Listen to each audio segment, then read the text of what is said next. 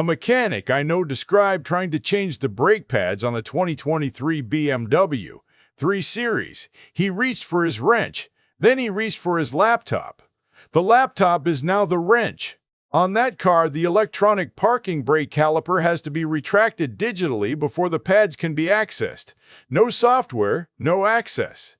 On certain models, the software also needs to recalibrate the system after the job is done, a process that requires manufacturer-approved diagnostic tools, which an independent mechanic either pays an ongoing subscription to license or does not have at all. Brake pads, the most routine maintenance job in automotive history. A procedure that has not changed fundamentally since disc brakes became standard, now gated behind proprietary software that the manufacturer controls, licenses, and can revoke. This is not an isolated example. It is the direction the entire industry has been moving for 15 years, accelerating hard in the last 5. And it is not accidental. It is not a side effect of better technology, and it did not happen because engineers ran out of simpler ways to design things. It happened because someone looked at the car you just bought and saw not one sale, but 15 years of revenue. And then they built the car accordingly.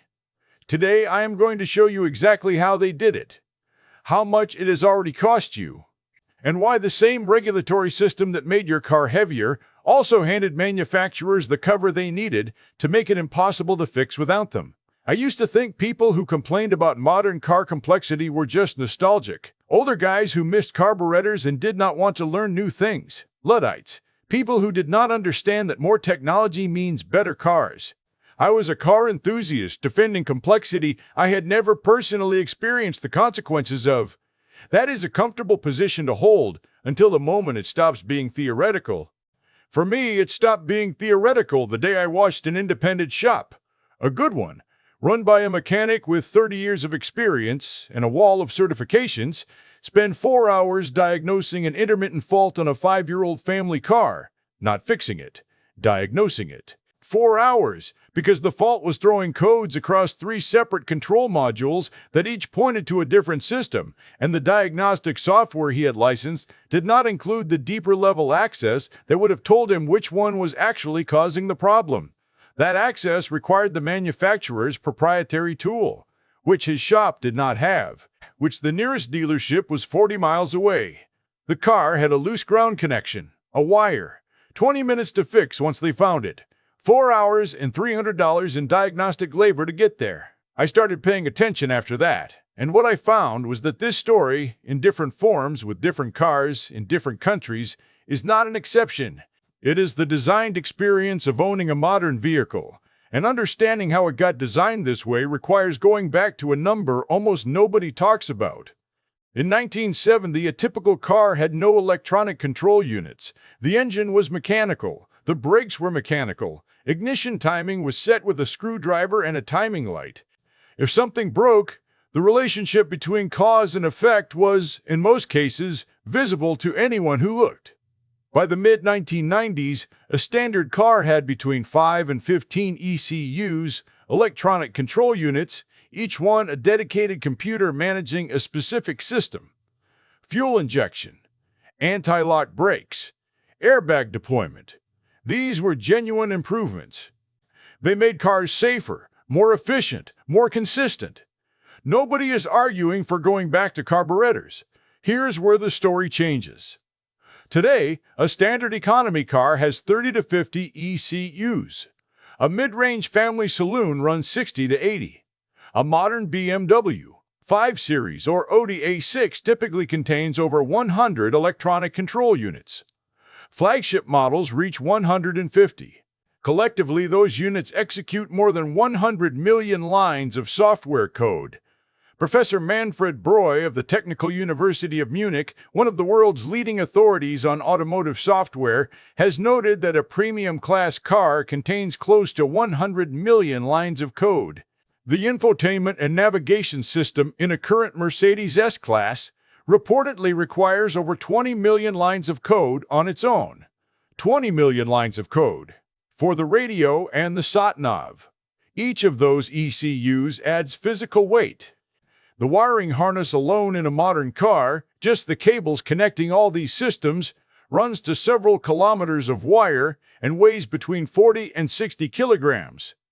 40 to 60 kilograms of copper wire that does nothing when the car is in motion except carry signals between computers that did not exist 30 years ago. Now here is the detail that should stop you.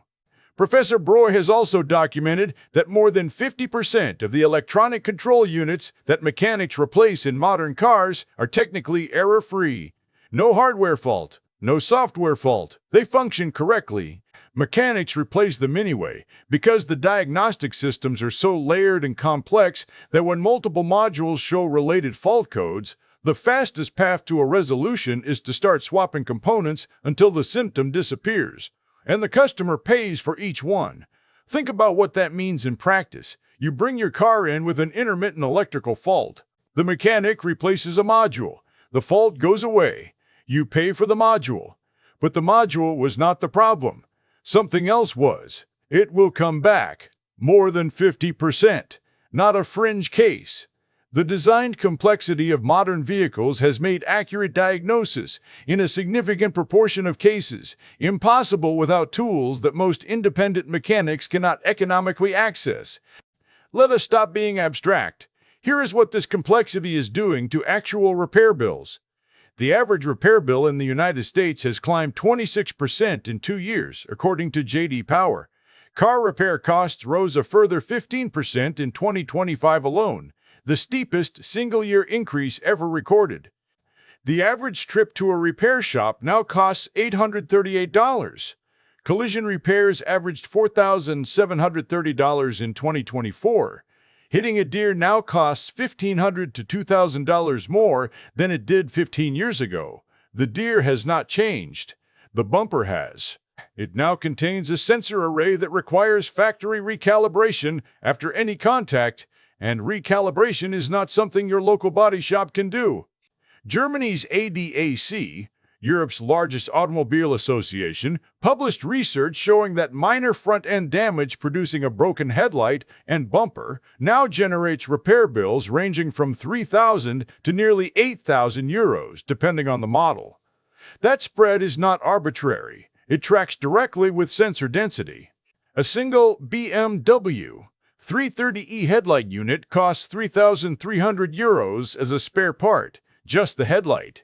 BMW has since quietly stepped back from laser headlights on some models, acknowledging, with no apparent irony, that their real-world benefit was limited compared to what they cost owners when something goes wrong. To replace a starter motor on certain Audi and Volkswagen models, the manufacturer's own official service procedure recommends removing the engine first. The starter motor. On a vehicle built before the mid-2000s, that was a 45-minute job with basic tools. Now, the official repair path begins with engine removal. The paint on a modern bumper must be applied within a specific thickness tolerance for the radar sensors embedded behind it to function correctly.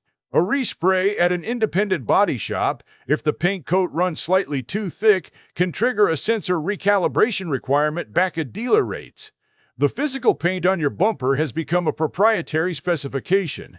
None of this is accidental over-engineering. It is the product of a design philosophy in which serviceability was not a priority, because servicing is more profitable when it flows through authorized channels. Let me tell you what the right to repair problem looks like on the ground before explaining what the law says about it. In rural Montana, an independent mechanic told investigators that the nearest Nissan dealership is 250 miles away. Nissan's secure gateway system means that certain diagnostic and repair functions on newer vehicles cannot be performed by local independent shops. A Nissan owner in that area with a serious electrical fault has, in practice, no choice but to pay for a tow to a dealership 250 miles away. Not because the mechanic is not qualified, not because the repair is genuinely complex, because Nissan's software architecture does not permit the access. In 2013, Massachusetts passed a right-to-repair law requiring manufacturers to provide fair and reasonable access to parts, tools, and diagnostic information for independent repair shops. It was considered a landmark, a correction, a floor below which manufacturers could not go. In the years since, manufacturers have responded by implementing what are technically called secure gateways, software locks embedded in vehicle control systems that require manufacturer-authorized tools to bypass, not for complex repairs, for routine maintenance. On some newer models, even reading the full diagnostic data from the OBD port, the standardized diagnostic socket that has been mandatory in the United States since 1996 and in Europe since 2004, specifically to enable independent repair, now produces incomplete information without the manufacturer's proprietary software layer on top of it. The standardized interface still physically exists. The data flowing through it has been selectively filtered. Mechanics across the United States and Europe have reported independently that their ability to conduct repairs without relying on manufacturer software is decreasing with each new model year. The tools they need either require expensive ongoing manufacturer subscriptions, proprietary hardware that only works with one brand, or simply do not exist outside the authorized dealer network.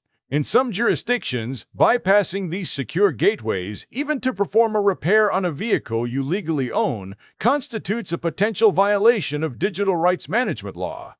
You bought the car. The software inside it is licensed, not sold.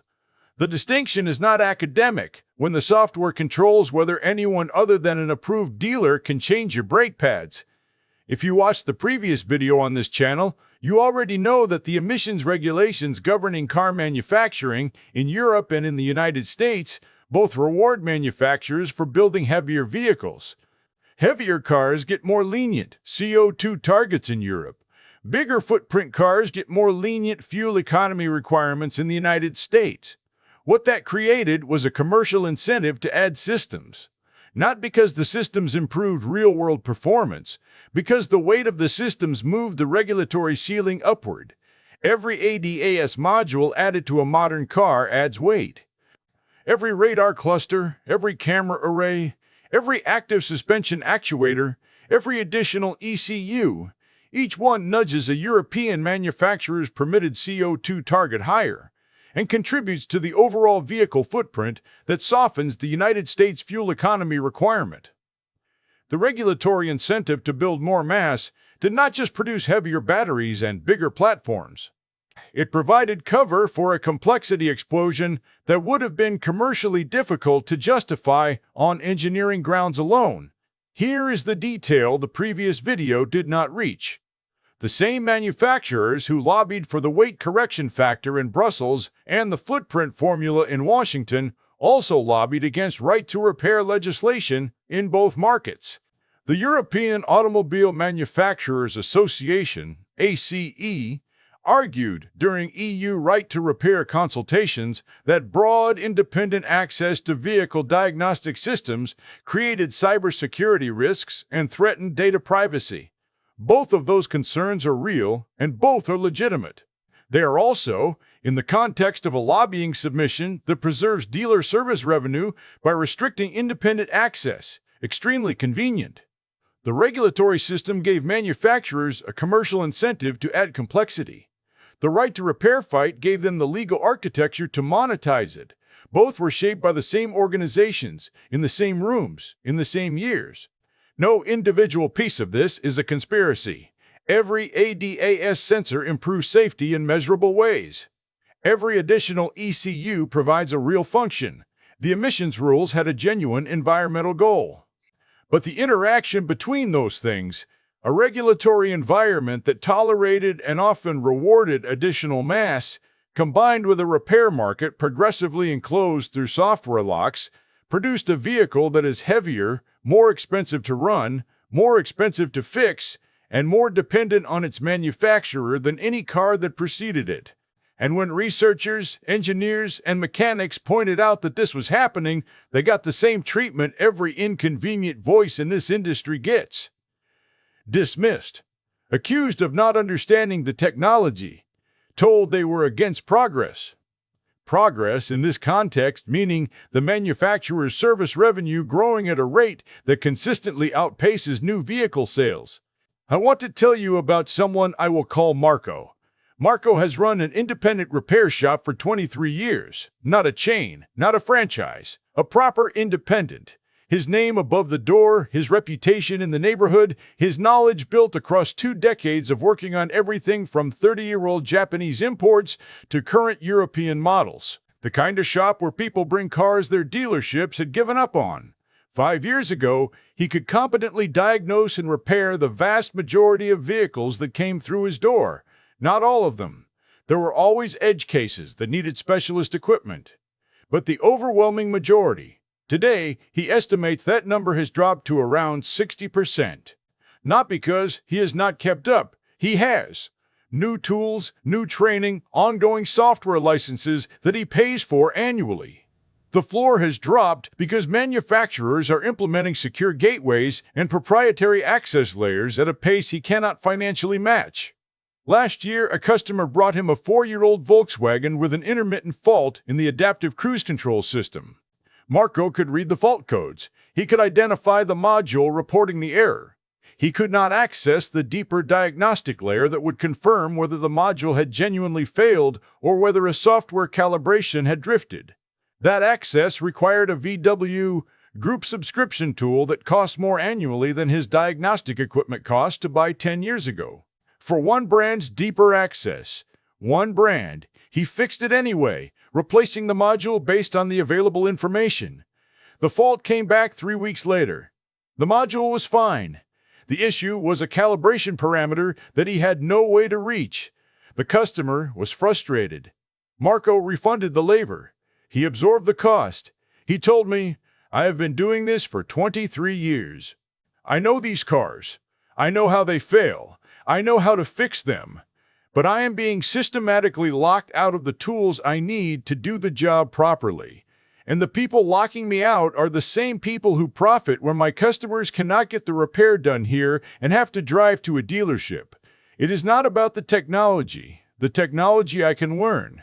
It is about who controls the access to it." He still runs the shop. 2 of his long-term employees left last year for dealership jobs.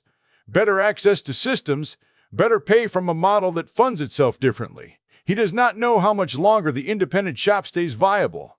Here is what the car you are driving actually represents in 2025. Not just a vehicle. A subscription you did not knowingly sign. A hardware platform whose software is licensed, not sold, and whose repair ecosystem has been progressively enclosed by the people who built it. A machine that contains 150 computers running 100 million lines of code, more than half of whose control units may be replaced unnecessarily during its lifetime because the diagnostic complexity makes accurate fault isolation economically impractical outside the authorized network. The wiring harness alone weighs 60 kilograms. The brake job needs a laptop. A parking lot bumper tap costs €8,000 if the headlight breaks. The paint has to be the right thickness or the radar does not work. Your mechanic can read the fault codes but not the system underneath the fault codes unless he pays a subscription fee that exists to make his shop financially dependent on the manufacturer. And in the offices where these design decisions get made, this is not described as a problem. It is described as the ownership experience. Independent mechanics are losing the ability to fix the cars in their bays. Owners in rural areas are a tow truck away from the nearest authorized service point. The right to repair legislation that was supposed to protect you is being outpaced by the software architecture designed to circumvent it. None of this happened because the engineering demanded it. It happened because someone built a second revenue stream into the product while you were reading the spec sheet. The car got more complex. The repair bills got larger. The independent mechanics got locked out. And in the annual reports of the companies that built it, this is listed under a line item called after-sales growth. Tell me in the comments, have you had a repair experience in the last 3 years that would have been straightforward on an older car and was not?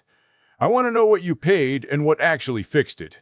Because the data the industry publishes about repair costs is aggregate and averaged. The story is in the specific bills.